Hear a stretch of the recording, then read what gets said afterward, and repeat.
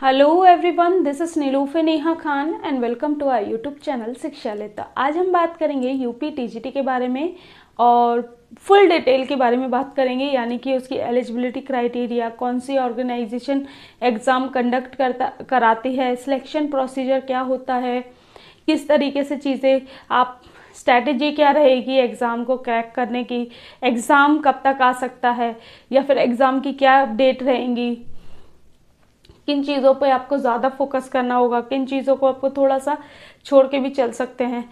तो कोशिश करूँगी मैं सारी चीज़ें आपको एनालिसिस करके चीज़ें बताने की, ताकि आपकी तैयारी बेहतर से बेहतर हो सके। ठीक है, तो लेट्स स्टार्ट द वीडियो। और उसे स्टार्ट करने से पहले आप लोगों से रिक्वेस्ट है कि अगर चैनल पे नए हैं तो प्लीज़ चैनल को सब्सक्राइब ज़रूर करें, और अगर वीडियो अच्छी लगे तो प्लीज़ लाइक एंड शेयर करें। चलिए, सबसे पहले अगर हम बात करें यूपी टीजीटी, देखिए सबसे पहले अगर टीजीटी की बात करें तो टीजीटी का मतलब क्या होता है? ट्रेन ग्रेजुएट टीचर, यानी कि जो टीचर्स 6 to 10 तक के स्टूडेंट्स को पढ़ाते हैं उन्हें हम टीजीटी टीचर्स कहते हैं, या फिर कह लीजिए ट्रेन ग्रेजुएट टीचर्स कहते हैं, जो कि ग्रेजुएशन के बाद आपके टीचर बन जाते हैं। ग्रेजुएशन प्लस आपका बीएड होता है। ठीक है, तो ये होता है सिनेरियो। फिर अगर इसके बारे में बात करें कि कौन सी ऑर्गेनाइजेशन एग्ज़ाम कंडक्ट कराती है, तो यूपी में दो ऑर्गेनाइजेशन है, लेकिन हम यूपी टीजीटी की बात कर रहे हैं तो हम बात करेंगे स्टेट गवर्नमेंट के बारे में। तो स्टेट गवर्नमेंट में अगर हम बात करें तो एग्ज़ाम कौन कंडक्ट कराता है या वैकेंसी कौन निकालता है या पूरा प्रोसीजर जो है वो किसके अंतर्गत होता है, तो वो होता है आपका UPSESSB, यानी कि Uttar Pradesh secondary education selection service selection board. ठीक है, यानी कि उत्तर प्रदेश माध्यमिक शिक्षा सेवा चयन बोर्ड। ठीक है, यह आपका हो जाता है जहां से आपकी वैकेंसी आती है। फिर अगर बात करें आपकी एज क्राइटेरिया की, तो एज आपकी होती है मिनिमम, यहाँ पर मिनिमम का एक रेशियो दे रखा है, मैक्सिमम आपकी कितनी भी हो उससे मतलब नहीं है, मिनिमम आपकी 21 ईयर्स होनी चाहिए, यानी कि 21 वर्ष तक आप अगर हो और एलिजिबिलिटी क्राइटेरिया को फुलफिल कर रहे हो तो आप एलिजिबल हो जाते हो, यानी कि 21 साल तक। एलिजिबिलिटी की बात करें तो यहाँ टीजीटी की बात हो रही है, तो ग्रेजुएट प्लस बीएड। ठीक है, ग्रेजुएट बीएड का मतलब है कि एक तो आपकी ग्रेजुएशन कंप्लीट होनी चाहिए, दूसरा आपका बीएड। फिर अगर बात करें अदर स्टेट वालों के बारे में, तो यहाँ अदर स्टेट के कैंडिडेट्स भी एलिजिबल हो जाते हैं, क्योंकि यहाँ आपसे डोमिसाइल नहीं मांगा जाता। सुपर टेट में इन सब में आपसे मांगा जाता है, तो इसलिए यहाँ पर अदर स्टेट वाले कैंडिडेट्स भी एलिजिबल हो जाते हैं, लेकिन उन्हें कोई भी रिलैक्सेशन नहीं मिलता, यानी कि वो यहाँ जनरल कैटेगरी में काउंट होते हैं, जो कैटेगरी वाले बच्चे होते हैं। ठीक है, जनरल वाले तो जनरल में ही काउंट होंगे। ठीक है, तो उन्हें इशू नहीं होता, जो इशू होता है वो जनरल कैटेगरी वाले बच्चे जैसे ओबीसी एससी इन सबको इश्यूज होते हैं, क्योंकि वो यहाँ जनरल में काउंट किए जाएंगे, क्योंकि ये स्टेट गवर्नमेंट की वैकेंसी है। तो स्टेट गवर्नमेंट चाहती है कि ज़्यादा से ज़्यादा अपने लोगों को वैकेंसी पे जो कुछ फ़ायदे हैं वो प्रोवाइड किए जाएं। जैसे कि आप डीएसएसबी में भी बात करें तो वहाँ ओबीसी अदर स्टेट वाले जनरल में ही काउंट होते हैं, तो ऐसा हर जगह देखा जाता है, यूपी में ही नहीं है। ठीक है, अब बात करें आपके एग्ज़ाम पैटर्न की, तो देखिए एग्ज़ाम पैटर्न मुझे बहुत ही ज़्यादा समझ आता है चीज़ें, क्योंकि यहाँ पर सिर्फ आपको सब्जेक्ट की आपकी अच्छी नॉलेज होनी चाहिए। ठीक है, सब्जेक्ट की अच्छी नॉलेज होनी चाहिए, सब्जेक्ट आपका अच्छा होना चाहिए यहाँ पर, क्योंकि यहाँ पर आपको सब्जेक्ट ही पूछा जाता है। जैसे कि कोई बच्चा है टीजीटी एसएसटी के लिए प्रिपेयर कर रहा है, तो वो उसे अपने सब्जेक्ट की अच्छी नॉलेज होनी चाहिए। कोई बच्चा मैथ साइंस के लिए प्रिपेयर कर रहा है तो उसे उसके सब्जेक्ट की अच्छी नॉलेज होनी चाहिए। तो ये चीज़। अब बात करें आपके क्वेश्चंस की, तो देखिए क्वेश्चंस आपके होते हैं 125 क्वेश्चंस होते हैं, जो कि 500 नंबर के होते हैं। ठीक है, अब बात करें आपके टाइम की, तो टाइम आपको दिया जाता है 2 घंटे का। 2 घंटे में आपको 125 क्वेश्चन सॉल्व करने होते हैं, जो कि 500 नंबर के होते हैं, पहली चीज़।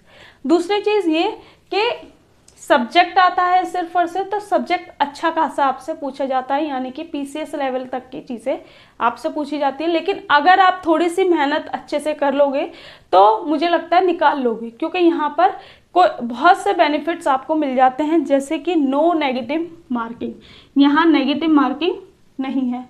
तो नेगेटिव मार्किंग नहीं है तो आप पूरा पेपर भी अटेम्प्ट कर सकते हो, पहली चीज़ बेनिफिट। दूसरी, यहाँ कोई भी सीटेट टेट नहीं मांगा जाता, ठीक है, सीटेट या फिर स्टेट टेट नहीं मांगा जाता, ये भी बहुत अच्छी बात है। तीसरी, यहाँ बॉयज़ एंड गर्ल्स की वैकेंसी जो होती हैं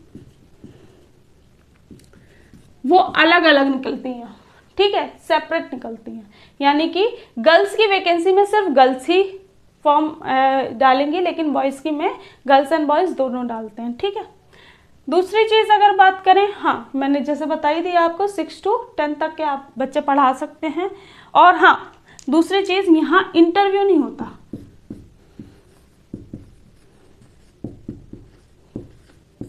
नहीं होता टीजीटी में, पीजीटी में होता है, वो मैं आपको अभी नेक्स्ट वीडियो जो मिलेगी आपको पीजीटी की फुल डिटेल में ही मिलेगी, ठीक है। तो पीजीटी में आपका इंटरव्यू नहीं, टीजीटी में इंटरव्यू नहीं होता। फिर अगर बात करें, अब पूरी चीज़ें आपको पता चल गई, अब बात करते हैं अपनी स्ट्रैटेजी पे, क्योंकि मोस्टली जो इम्पोर्टेंट है वो ये बात है कि हमारा एग्ज़ाम कैसे क्रैक हो, ये ज़्यादा ज़रूरी है।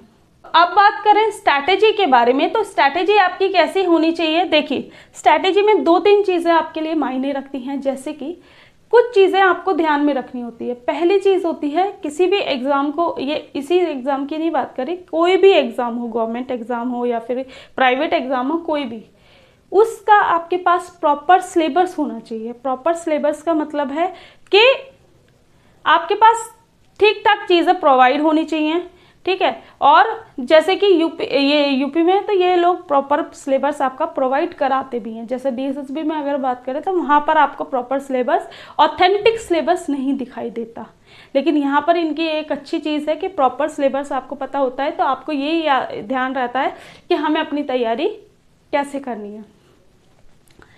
अब बात करें प्रॉपर सिलेबस की, पता चल गया, तो फिर उसके बाद बात करते हैं PYQs पे, ठीक है, प्रीवियस ईयर पेपर्स पे। प्रीवियस ईयर पेपर जो होते हैं आपके, वो बहुत ज़्यादा इंपॉर्टेंट रोल प्ले करते हैं। अब वो कैसे करते हैं ये बता देती हूँ। देखिए, जब आपको 30% आपका ये पता चल गया कि आपका सिलेबस क्या है, ठीक है, मतलब सिलेबस पूरा पता चल गया, तो एग्ज़ाम की तैयारी आप यहीं से ही शुरू कर देते हैं। फिर 20% रेडी होता है आपका PYQs। PYQs में आप क्या देखते हैं, कौन से ऐसे टॉपिक्स हैं जो रिपीट हो रहे हैं, कौन से ऐसे टॉपिक हैं जो कि कभी आए और फिर उनके आता पता ही नहीं है, कौन से ऐसे टॉपिक्स हैं जो हर बार लैंग्वेज चेंज हो रही है लेकिन सेम चीज़ पूछी जा रही है, ठीक है। जैसे एसएसटी में ज़्यादातर ऐसी चीज़ें होती हैं कि कई बार बाबर की पॉलिसीज़ को पूछ लेंगे, तो बाबर की पूछेंगे तो फिर हमें ये पता चल गया कि मुगल काल इम्पोर्टेंट है, ठीक है, बाबर की नहीं, तो इस बार हमें पता चल गया कि इस बार अकबर की आ गई, तो इससे ये सिनेरियो पता चल गया कि हो सकता है या तो इस बार जो पूछे जहांगीर की पूछ लें या फिर आपकी हुमायूं की पूछ लें, मतलब एक सिनेरियो आपका इस टाइप का हो जाता है, ठीक है। तो ये चीज़ है, तो जब आप ये दोनों रेडी कर लेते हो ना, तो आपका 50% सिलेबस जो होता है ना, वो यहीं से ही कवर हो जाता है। और PYQs में एक चीज़ और आपको पता चलती है कि सिलेबस में कौन सी चीज़ आप एलिमिनेट कर सकते हो। जैसे कि आपको पता चला कि चुनाव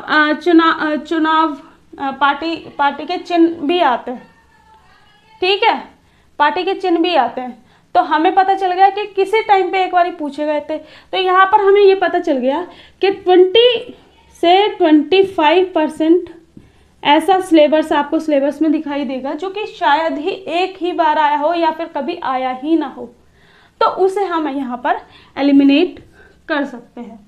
ये थोड़े से सेल्फ एनालिसिस होते हैं जो कि आपको करेंगे तो आपको आपके लिए बेहतर होगा, ठीक है। फिर आती है आपकी स्टडी प्लान। देखिए, कोई भी चीज़ अगर आप प्लानिंग के साथ करते हैं तो वो ज़्यादा अच्छे से चलती है, कोई भी चीज़ अगर आप बिना प्लानिंग के करते हैं तो वो आपको कई चीज़ें ख़राब भी प्रोवाइड कर देती है। जैसे कि अगर सोचिए कि आपने कोई स्टडी प्लान नहीं बनाया, ठीक है, आप सुबह बैठे पढ़ने के लिए, आप ये 1 से आधा घंटा आपका यही इसी चीज़ में बीत जाएगा कि मैं मैथ्स पढूं, साइंस पढूं, एसएसटी पढूं, ये पढूं, वो पढूं, या फिर क्या पढूं, ठीक है। जो ये वेस्टेज टाइम का होता है ना, ये आपको ये ख़त्म कर देता है स्टडी प्लान, क्योंकि आपको स्टार्टिंग में ही पता चल जाता है कि मुझे ये सुबह ये पढ़ना है, शाम को ये पढ़ना है, मैंने ये बनाया है, ये बनाया है, ये चीज़ करनी है, ठीक है। ये भी पता होता है कि कौन सा टॉपिक आप पहले कर सकते हो, कौन से बाद में कर सकते हो, ठीक है। अब बात करें प्रैक्टिस सेट की, तो स्टडी प्लान हो गया, तो यहाँ से आपकी 10% चीज़ें रेडी हो गई। तो हमारा कितना हो गया यहाँ पर 60% चीज़ें सारी हमारा अभी तक रेडी हो चुकी हैं, सारा कुछ मिला के यहाँ तक, ठीक है। 60% रेडी हो गई। अब मेन जो 40% या कह लीजिए 35% का जो रेशियो पूरा करता है वो आपका करता है प्रैक्टिस सेट, क्योंकि एग्ज़ाम हॉल में आप कैसे परफॉर्म करेंगे ये आपको कौन बताता है, आपका प्रैक्टिस सेट। आप सिलेबस कितना भी रट जाइए, अगर आप प्रैक्टिस नहीं करेंगे तो श्योरिटी यह है कि आप कुछ ना कुछ गलतियां करके आएंगे जो कि आपके लिए बहुत हानिकारक हो सकती है। इसलिए ज़रूरी है किसी भी तरीके का कोई पहले तो स्टार्टिंग में प्रीवियस ईयर पेपर को ही सॉल्व कीजिए, फिर आप प्रैक्टिस सेट कीजिए। इससे क्या पता चलेगा कि आपको ऐसे टॉपिक्स पता चलेंगे जो आपने पढ़े हैं लेकिन आपकी अंडरस्टैंडिंग उतनी अच्छी नहीं बन पाई। तो ये चीज़, तो इतना जब आप कर लेंगे तो आपको पता चलेगा कि आपने 30% अराउंड यहाँ रेडी कर लिया। तो ये पूरा ऑल ओवर अगर हम मिला दें तो आपका 90% सिलेबस हो जाता है। देखिए 100% किसी का भी नहीं हो पाता, चाहे कोई कितना ही इंटेलिजेंट बच्चा हो, ठीक है। 90% आपकी ये चीज़ें हो जाती हैं। फिर आता है लास्ट में आपका सेल्फ एनालिसिस। सेल्फ एनालिसिस कैसे, कि जब आप प्रैक्टिस सेट देते हैं, सिलेबस को भी ध्यान में रखते हैं, सब कुछ, फिर आपको ये पता चलता है कि आप किन चीज़ों में स्ट्रांग हैं, किन चीज़ों में आप थोड़ा सा वीक हैं, ठीक है। सेल्फ एनालिसिस बहुत ज़रूरी है, क्योंकि सेल्फ एनालिसिस से ही आपकी परफॉर्मेंस को अच्छा बनाएगा। तीसरी चीज़ ये कि जो भी प्रैक्टिस सेट आप देंगे, जैसे 2 घंटे का पेपर है तो कोशिश कीजिए कि घर में 1.5 घंटे में ही आप क्वेश्चन पेपर सॉल्व कर लें। क्यों? इसका भी रीज़न ये है क्योंकि एग्ज़ाम हॉल का प्रेशर ही आपसे कई गलत चीज़ें करवा देता है, जैसे OMR में गलती, और कई बार OMR में गलती हो जाती है, कई बार हबड़ दबड़ में बच्चे कुछ चीज़ें गलत कर देते हैं। तो ये सारी चीज़ें क्या होती हैं ना, ये हमें बचा देती हैं एग्ज़ाम हॉल की गलतियों से। तो मैंने कोशिश की है कि आपको सारी चीज़ें प्रोवाइड करने की, लेकिन अभी भी कुछ रह गया हो तो प्लीज़ आप कमेंट बॉक्स में कमेंट कीजिएगा। एज सून एज पॉसिबल मैं कोशिश करूँगी कि सारी चीज़ें आपकी फुलफ़िल की जा सके। और अगर बात रही स्ट्रैटेजी की, तो उसके लिए मैंने वीडियो बना रखी है, शायद जब लास्ट टाइम जो एग्ज़ाम हुआ था उसके लिए मैंने बताया था, आप देख सकते हैं। और अब भी अगर कोई डाउट हो तो प्लीज़ कमेंट बॉक्स में कमेंट करें, और वीडियो को लाइक एंड शेयर ज़रूर करें, एंड चैनल को सब्सक्राइब ज़रूर करें। Thank you for watching.